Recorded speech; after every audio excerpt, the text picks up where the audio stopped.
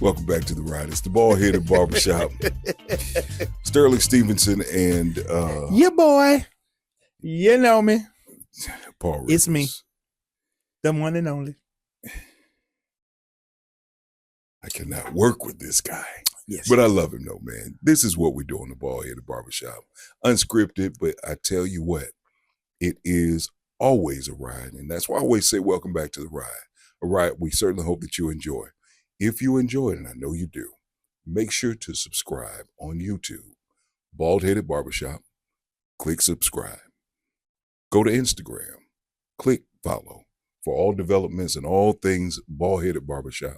Make sure you do that and spread the love, spread the joy, spread what we do. Don't keep it to yourself. Don't keep it. And 2025, we making it a point. We starting to come out. I can't wait for us to start coming out. We got a couple of venues coming up. We're going to start doing some on-location shows, and I think that's going to be pretty fun, man. So I'm looking forward to it. Yeah, man. Yeah, man. So we're coming to you from the frozen tundra of Orlando, Florida.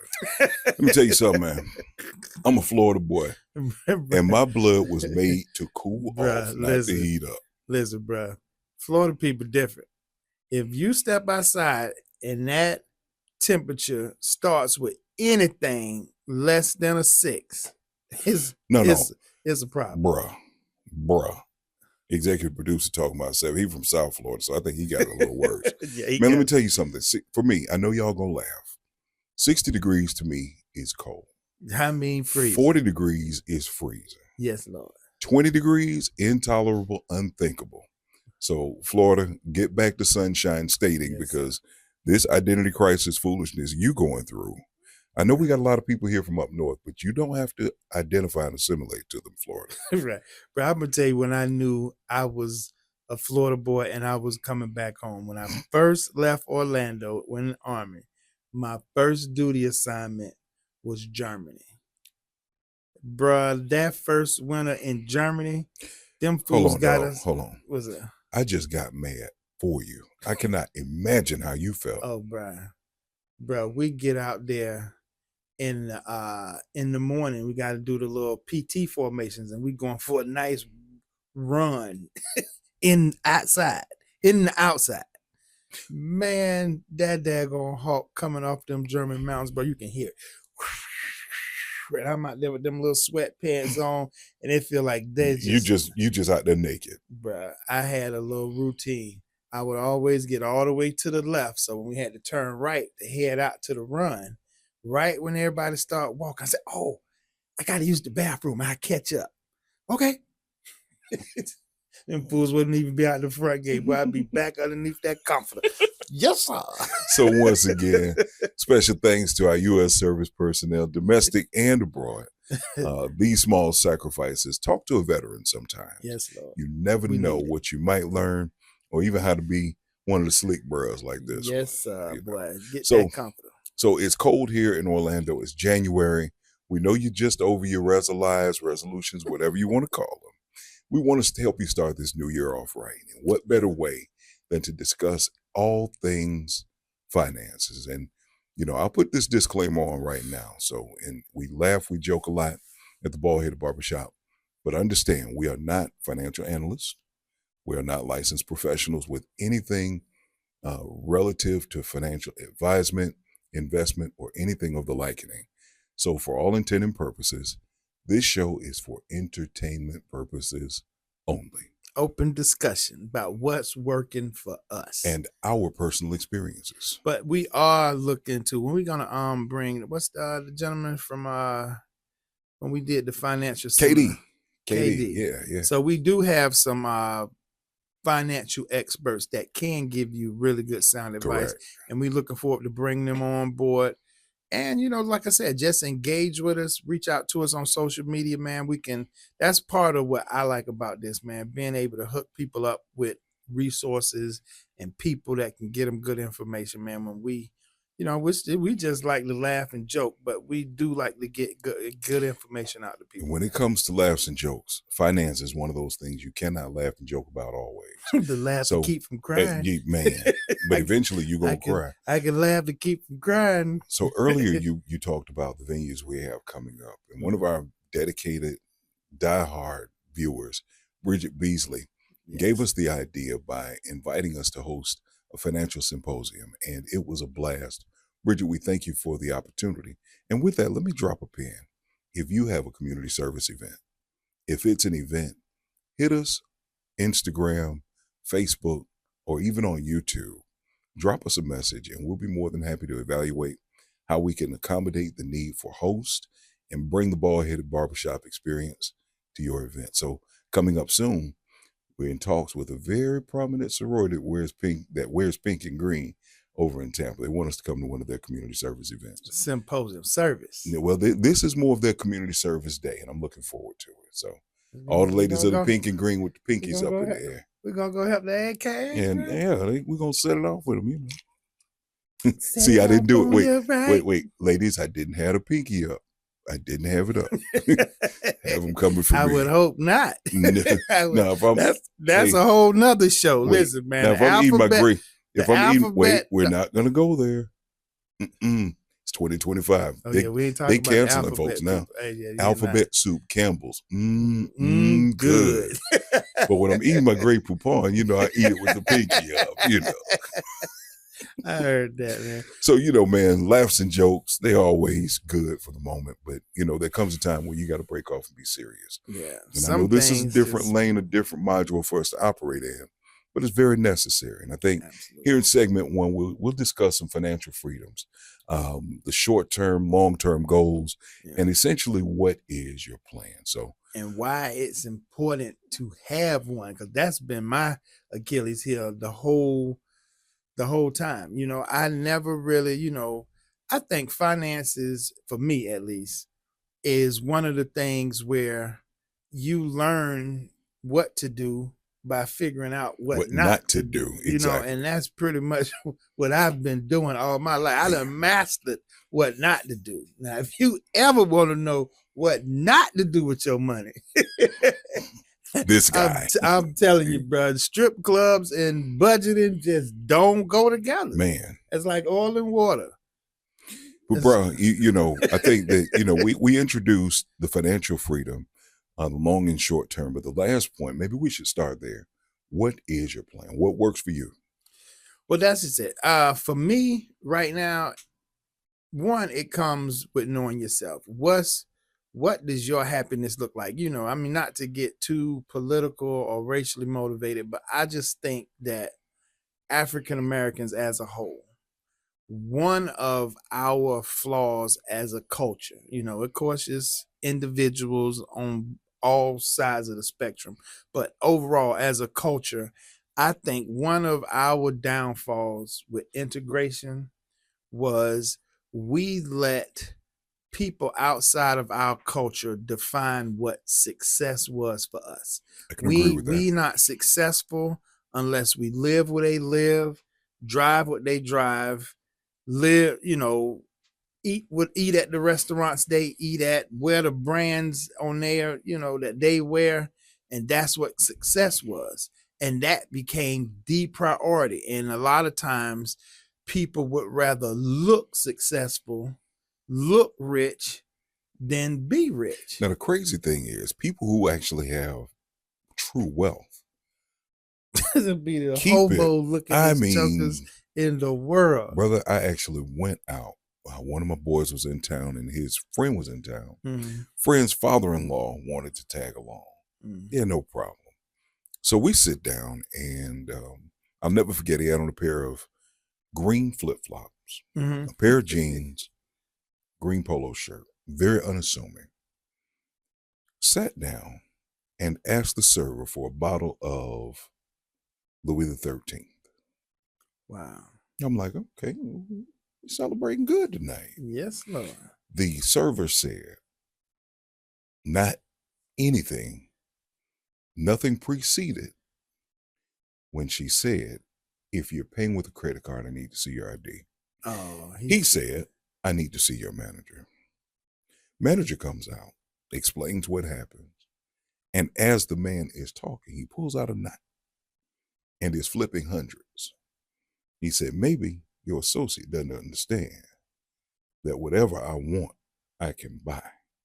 Ooh. Steady flipping. I'm looking like, what in the world? Come to find out, this dude was assistant to a prime minister of a Caribbean country Wow. who had personal connections to many A-list celebrities, of whom he showed me their telephone numbers. Wow. This list included true A-listers. Right. Oprah Winfrey. Was I on that list? You know, I was He wondering why probably your had name it in the wasn't back. He probably had me under Road Dog or something like that. I was thinking more along the lines of Jackass. But, neither here nor there. But the thing of it is, he didn't look rich. And oftentimes, people who live below their or try to live above their means try to impress you by what they have. And all they have is what they have on. Right. Yeah, but again, that's, for me, financial freedom really starts with your mindset.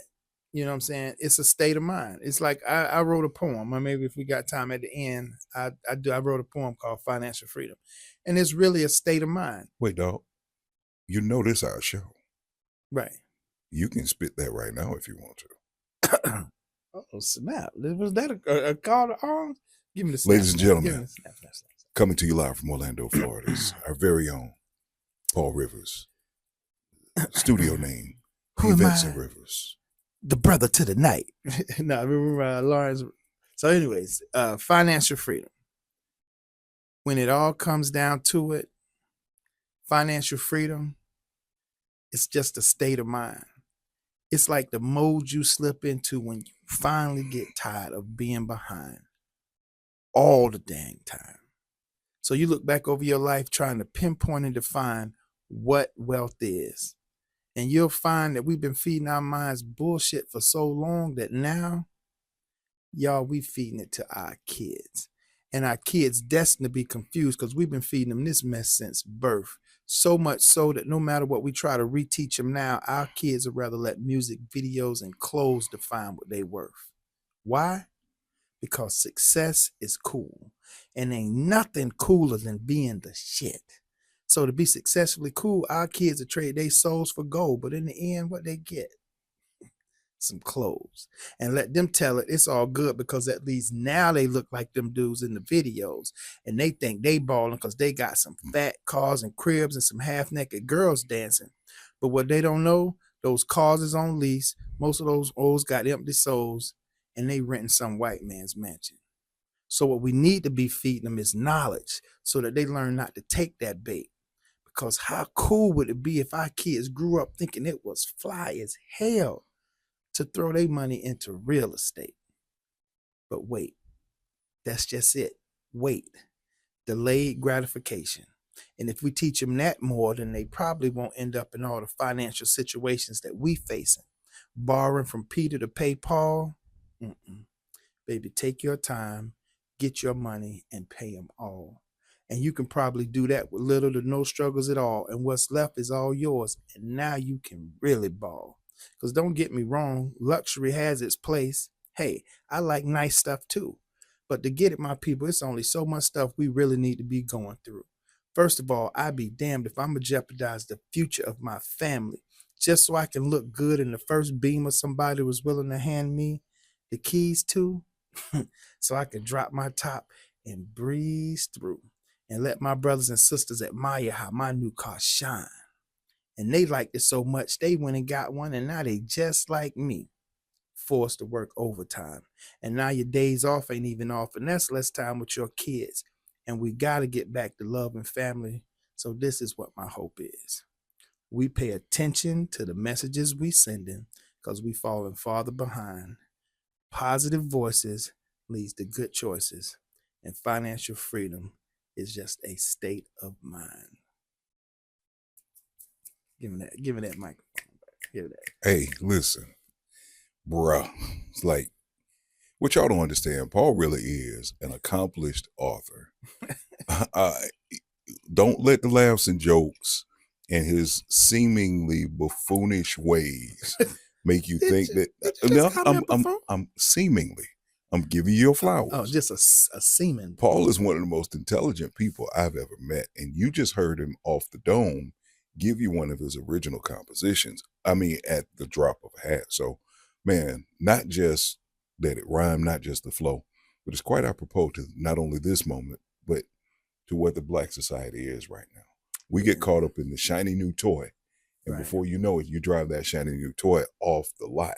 The depreciation is gone. And that your interest is actually more than what the car's worth now. Right. And again, you know, just thinking about financial freedom, I can just look back. And, you know, like I said, I'm not the one to throw mud at people because I learned, one, I don't know everything, but I know a whole lot about what not to do. Mm-hmm. And that's just mistakes I've made. We get so caught up on the here and now. And that was me. I am probably the most impatient person I know, especially when it comes to stuff, material. If you know, growing up, if I want it, I don't just want it. I want it not right now. Rat now. You know, and I'm gonna get it. I got the money, I can go pay for it. And what you don't think about is what else could those resources have done? And would that have been more of a benefit to you than what you got? A lot of times we invest money. You know how they sit there and they'll talk about those things where the African American community, we are more consumers than investors. Correct. The dollar doesn't circulate inside our community, but like maybe once, and then it's how about this? Before we get it, it's already spent. And that was me. That was me. You look at other cultures, such as the Jewish culture. 17 times it goes from one Jewish person to another before it leaves that community. And that's good. And that's not a knock on Jewish people. Oh, not at all. You not know, at all. If anything, that's something to be admired. That's a great attribute. You know, and I just think we got to get back to that, man. I think that's something, again, that integration took from us. Before integration, it didn't matter if you was a black doctor, a black field worker, or whatever. We was all lumped together. So now that takes us into the rabbit hole of Black Wall Streets, Sutton, and I did pluralize it. You look at Tulsa. It was multiple. Tulsa, Oklahoma is the most popular now. Right. But you look at areas such as Central Park. Right. You look at Lake Lanier in Atlanta. Those were all prominent black communities. Yep. That for whatever reason, hell, Rosewood, right man, here in Central Florida. That's the real reason the white people burned the village down. They was jealous that them black people had it going on. Man, understand something. We are free versed, unrehearsed, but the truth of it is, we're not at all promoting or even spreading any element of black supremacy. What I want you to understand is we're two black individuals who understand our culture, our heritage. We're just bringing it out at this moment. So take just a moment, and if you're thinking that we're promoting anything, you know, outside of a positive word, Black Power. But the truth of it is, the truth of it is, we just giving you some good energy. Yeah, good energy. I'm passionate about our history. Right. And it needs to be spread. Someone might not have known that there was more than one prominent black area other than Tulsa, Oklahoma. And that's, you know, you look at disenfranchisement of the African American race and how reparations are still appropriate because we're so far behind because of the opportunities that we weren't allowed to take advantage of. Opportunity cost, bro. Opportunity cost. You look at it. Opportunity cost, bro. And if you don't have it, it's going to cost you in a positive. It'll cost you to have it. And if you don't have it, it's going to cost you even more. It'll cost you negatively. Yeah. You know, and it's, you know, and like I said, I don't want us to turn this into a race definitely topic. Not. So really the focus is just the finances. But again, when you start talking about stuff like financial freedom, you have, in my opinion, you have to start that conversation off talking about mindset. Because that's really what it is, man. And I thank God for our executive producer, man. He's one of the most business-minded people I know. You know what I'm saying? And what I admire about him, bro, is all of his efforts are strategic. You know what I'm saying? He not finna just waste no time. If it ain't making him some money, it don't make sense. If it ain't making him no dollars, bro, if it ain't making that brother no money, it ain't making ain't got sense. nothing to do with it. But you know what? But so that's glad. a mindset. That's Correct. a mindset, because a lot of times, me being the top of the list, That's, speaking about financial freedom, that has always been my Achilles heel, in my opinion. I allow myself to get sucked up into situations or scenarios that don't move me forward, business minded. Wait, And I'm talking from a business say that again, bro. Yeah, basically what I was saying was I have in the past symposium, soliloquy, and all the other fancy words. I get caught up in doing. No, I tease, man. But for real though, man, just I can look back over my life and see my mistakes. And what I don't want to do is keep repeating them. You keep doing the same thing and expect something different. That is the definition of That's insanity. the definition of insanity. So that's why my poem says that financial freedom is a state of mind. It's like the mode you slip into when you finally get tired of being behind all the daggone time. And that was me, man. And you got to do something different. So let's start that conversation off. Let's get together. Let's challenge each other to think differently about our money, what our money can do for us. Your money is like another worker in your house. And that's why I think, African Americans as a whole, we don't realize that enough. You know what I'm saying? You go out and clock in, but if you use your money right, that's just like another worker in your house. That money can go out and clock in and make money for while you. you're asleep, while you're awake, while you're having fun. You wake up and be richer when you woke up than you was when you went to sleep. You getting paid to sleep. That's what you call cruise control. Man, I remember I asked my dad when I was, I guess, about 13, 14 years old. Mm-hmm. And I said, Dad, what is an N-word to you? My dad told me the N-word is people who buy what they want and beg for what they need. Woo. Hold on, boy. You heard me. You heard me. Boy, You heard me. Yeah. He said it's when you buy what you want and beg for what you need. Mm-hmm. That kind of leads me into this question as we move into the tax season. How will you invest your tax return? Now, notice I didn't ask you how are you going to spend. Now, let's bring the whole conversation full circle. Paul said it starts with how you think, your mental state. Get away from buying what you want with that lump sum of money. Take at least a portion, the majority of it, and invest in something. Yeah. Now, we're moving into an era where, the regular dollar might not be the best investment or form of investment. You may want to look into different forms, whether it is cryptocurrency, whether it is gold. XRP. We're not giving any endorsement to any particular. We're not giving an endorsement to any particular cryptocurrency. XRP. I'm dead serious. Okay. We can't give an endorsement to anything or tell you how to spend that money. Yeah, that's true. But look into investing the vast majority, the portion of it. It's almost like a seed. That income tax return, whether it is $2,000, $5,000, $10,000, it's only a seed. If you eat that seed now, it's instant gratification. Or you can plant that seed and have a harvest later. So the way I see it, that instant gratification what you talked about, right. Yeah, you go out and get it. It's the shiny new toy, but eventually it's going to get old. Oh, yeah. So what next? What do you do? Yep. Now you move into the long term. Yep. What have you done to fortify your long-term goals financially? Right. Well, first of all, have some.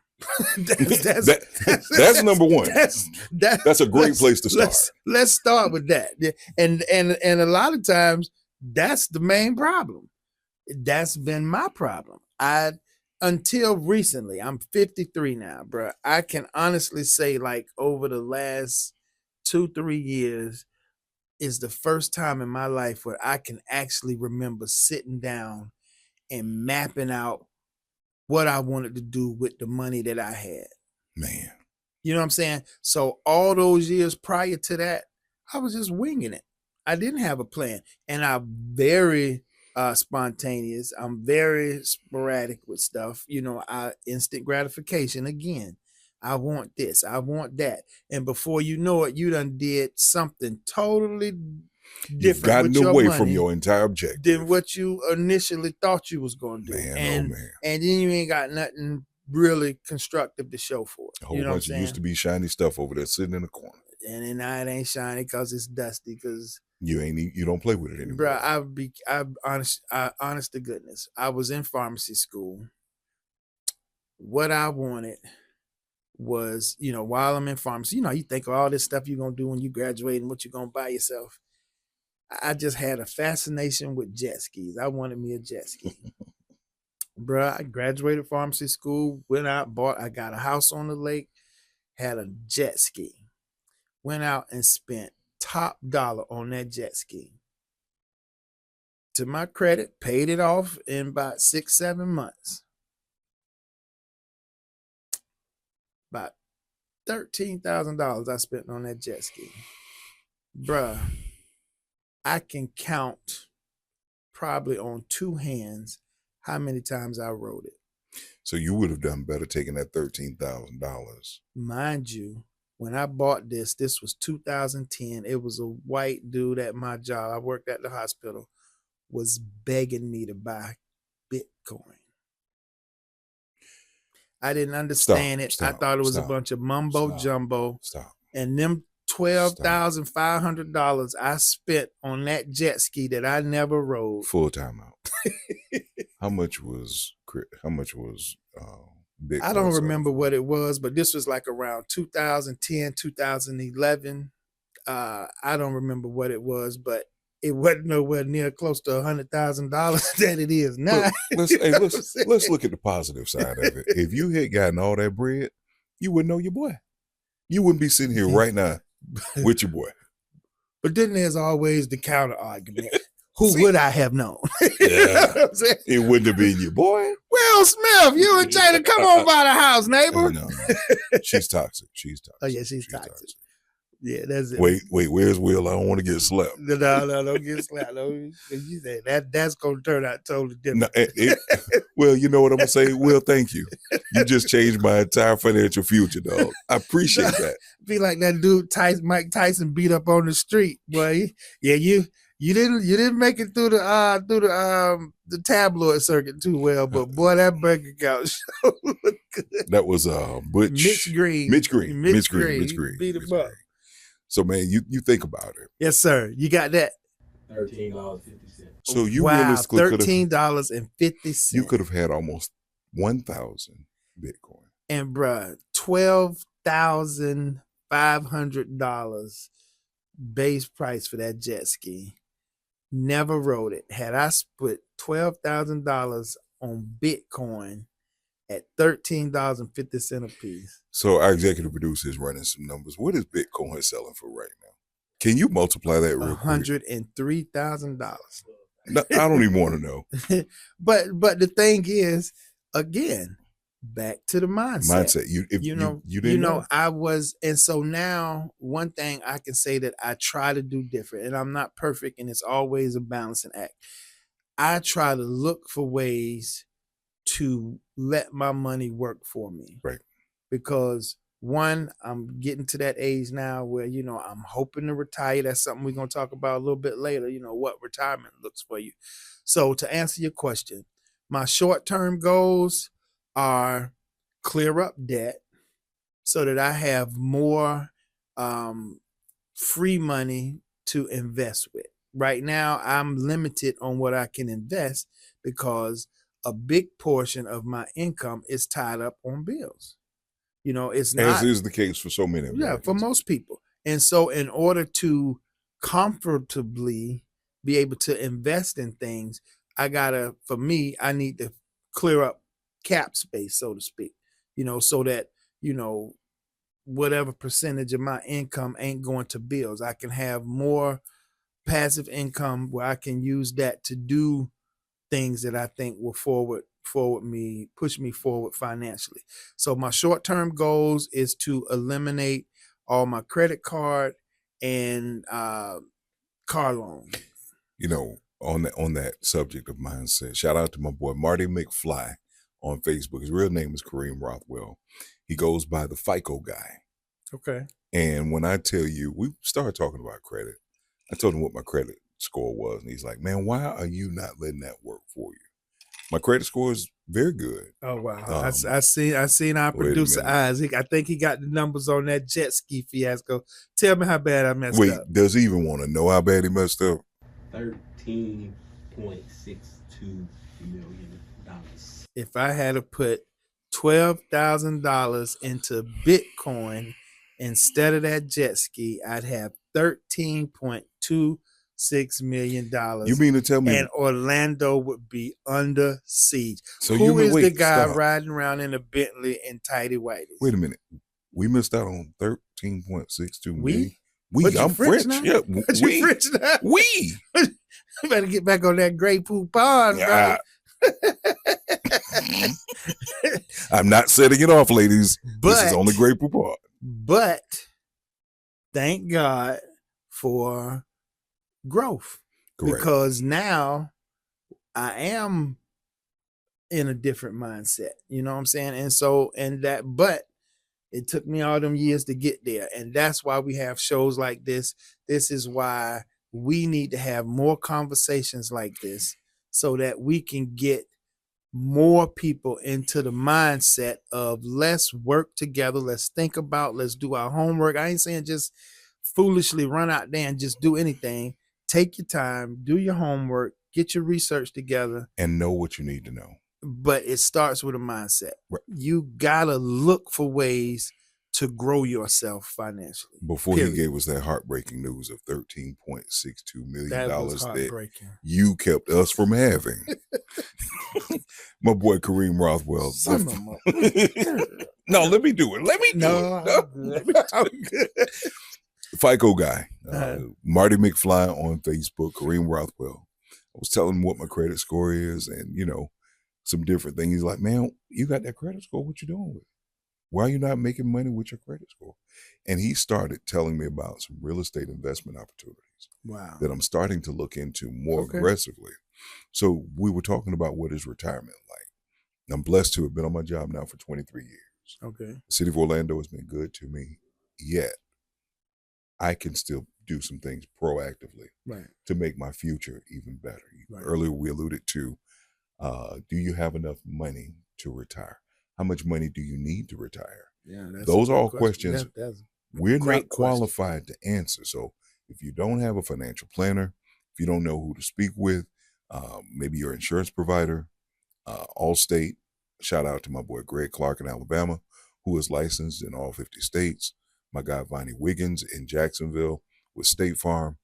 These guys can tell you how to aggressively put your money in the right places, like Paul said, to allow it to work for you, so that you're not in a position where you have to retire and then unfortunately look at your finances and unretire. Yeah. How many of our mamas retired but still got a part-time job? Man, it ain't because they necessarily want to. It ain't because they even want to. They don't. But you look at that statement and it's like, wait a minute, I've outlived my retirement benefits. Right. Yeah. But it comes, like you said, it just comes down to planning. So short term for me, pay off some debt, get the shackles off, the financial shackles off my life. And that's what I feel the debt is. So right now, man, I'm streamlining everything. I'm trying to get stuff paid off my back to free up money that I can make some investment moves with. So those are my short-term goals. Let me ask you a question. Who is or was your financial hero? Wow, good question. A hero. Who took their money, be it great or small, invested it the right way, and you looked at them and said, this person might be ahead of their time? I mean, my mom would be my personal financial hero. She bailed me out of so many financial situations. It ain't even funny. But, just in observation of, times, I look at people like, like for instance, a young guy, LeBron James. I admire the dude, man. to be handed what he was handed at 18 years old, and to have, and I don't know him personally, but just from the outside looking in, what he did with that school, he took his money, man. He put his money where his mouth was, man. And I just got a lot of respect for him. So for me, financial heroes are people who use their money for purposes bigger than just themselves, man. I can dig it. Is there anyone that you tangibly know who seemingly made all the right investments, be it real estate, stocks, or anything? Can you think of anyone? Oh yeah, I got several friends who've done well for themselves with some good. I know some couple of them just lucky as hell. Just stuff paying that for them very well. If my financial hero gave me some of the best advice. Okay. But first of all, who was it? Okay. We'll tell you a story. I'm sorry. I'm buffering, trying not to backhand you for interrupting my story. Oh boy, then we got to go from a financial show to a violence show, man. We don't want that, man. Listen, you seen that new sport, the slap sport? Wait, hold on. Spread love. Yeah. We're not going to even put that in the universe anymore. Yeah, because the last time when I had to smack you. But anyway, my financial hero gave me some very good advice. Okay. I guess I was about 12, 13 years old. If you make $1 and it's a cheeseburger you want, pay yourself first. And he did something right along the way, because now he's one of the most financially secure persons I know. Wow. And you'll never guess who it is. Your dad. My dad. Your dad. Oh yeah. Shout out, Dad. Thank you. I love you, man. Yeah, he does seem very financially secure. I've never gotten the impression that he wasn't. And no element of financial insecurity. I didn't even smell struggle over. But you know what the crazy thing is? My dad recovered from 2 divorces. Wow. And started over from nothing. When I say nothing, I mean like a couple pair of pants and an old raggedy truck. Wow. And this was in his late 40s. Wow. Yeah. Another piece of advice he gave me was, he's on his 3rd wife, who I actually genuinely love. Mm-hmm. But when they got together, they decided to live from one income, put aside all the extra things they wanted to do, and nest egg the other income. Yeah. And that was the down payment they used on that house you've been to. Wow. Pretty nice house. This is more than pretty nice. Pretty nice home. So he has a pretty good navigational portal around how finance works, and no college degree in finance. But that brings to mind to me another important factor in being financially sound. If you in a relationship, you gotta be with somebody that has a very constructive financial mindset. Because if you are of the mindset that it's time to sacrifice, for something greater later, and your partner on some bump that I'm living my best life and we need to go on that cruise, listen, it gets to a point where the cutie and the booty run out, and you have to look for someone with whom you can build. Right. Because you can't be the builder. If you're the builder and he or she is the taker, you're going to find yourself working for them. You're their slave. You're enabling their bad habits financially. Wow. And in a relationship, that's key, because I've been that guy. In that relationship, you cannot be unequally yoked. Church of God in Christ, baby. And I hear all the time growing up, or I heard all the time growing up, you cannot be unequally yoked in any relationship, especially in that erotic or romantic relationship. If the man is the provider and he makes the provision, and not to sound cliche or colloquial, makes the provision. Colloquial. He makes the provision, but she always takes it and eats that seed. He is now her slave. She is now his slave if it's the other way around.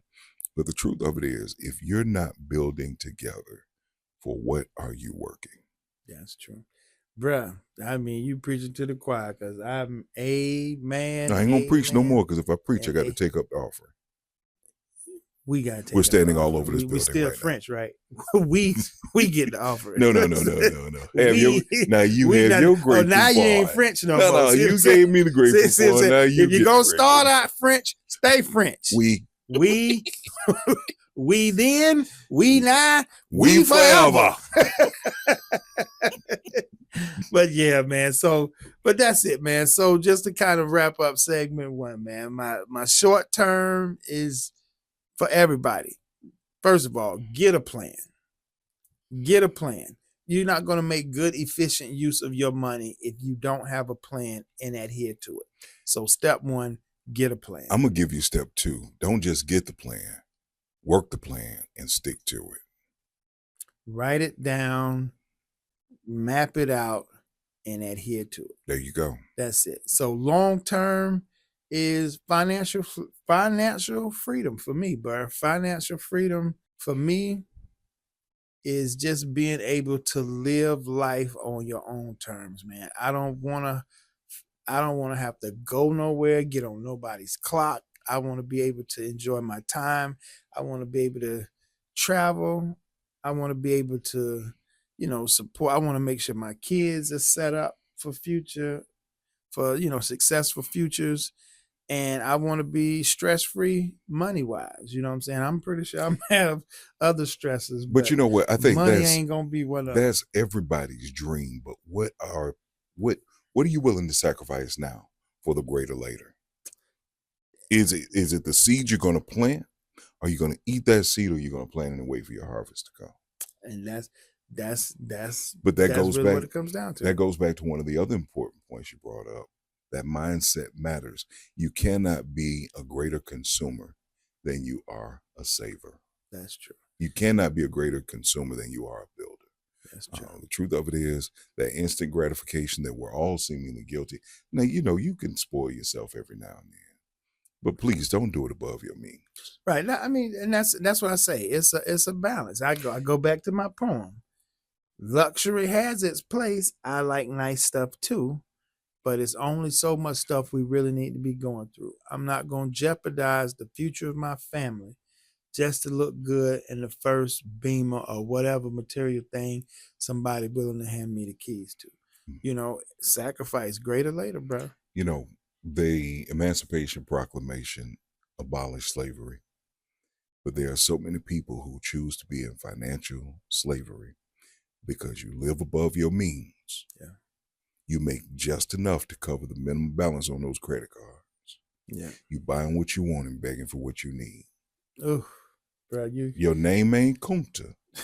But you show Kinte. No. Your name is now Toby. And them bills is whooping Kunta. Them bills whooping Toby. Your John Brown Heinbach. Yes, they do, bro. That's and like again, I'm not throwing mud at nobody. I'm telling you that I've learned this the hard way because I've made that mistake. I've got in over my head financially.